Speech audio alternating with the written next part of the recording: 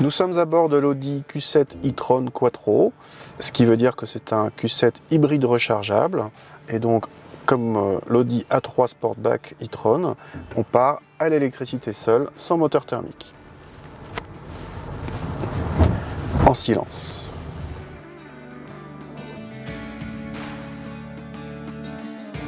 Je vous ai parlé de silence au démarrage dans un véhicule électrique, mais en fait, dans ce Q7, de toute façon, c'est tellement bien insonorisé que même quand le moteur thermique se met en route, on n'entend pas grand-chose. Alors, particularité de notre parcours du jour, c'est qu'on commence par de l'autoroute. Et là, je suis à 130 km/h sur un faux plat et je suis en mode véhicule électrique. Donc là, on est sur des petites routes sinueuses, on s'est mis en mode hybride. Donc là, on voit l'autonomie électrique qui fluctue selon le profil de la route, les descentes, tout ça.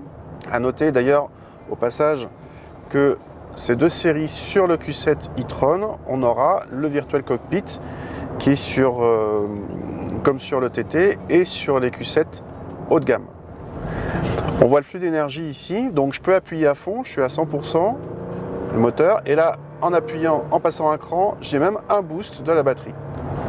Bon, alors sensation de conduite, on avait déjà découvert le Q7 normal, on va dire, très confortable. Celui-là reste confortable. En plus, on s'est mis en mode suspension pilotée confort.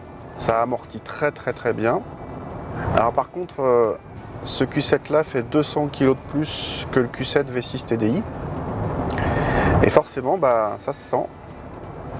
Déjà que le Q7 normal, entre guillemets, ne nous avait pas paru particulièrement agile. Celui-là, encore moins, évidemment. Même si dans l'ensemble, c'est bien contrôlé, tout va bien, hein, mais c'est pas une ballerine, quoi.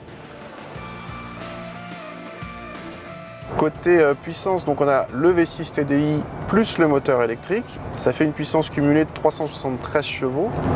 Il est important de noter que quel que soit le mode dans lequel on est, c'est-à-dire que ce soit en thermique, en électrique ou aux deux, en mode hybride, la puissance passe en permanence aux 4 roues. C'est-à-dire qu'il n'y a pas le moteur thermique devant et le moteur électrique derrière. Là, tout va aux 4 roues. Ce Q7 hybride rechargeable arrivera en France en mars 2016. On ne connaît pas le prix français, mais on connaît le prix allemand, qui est de 80 500 €. Donc on peut imaginer qu'en France, il coûtera au moins 80 000 €.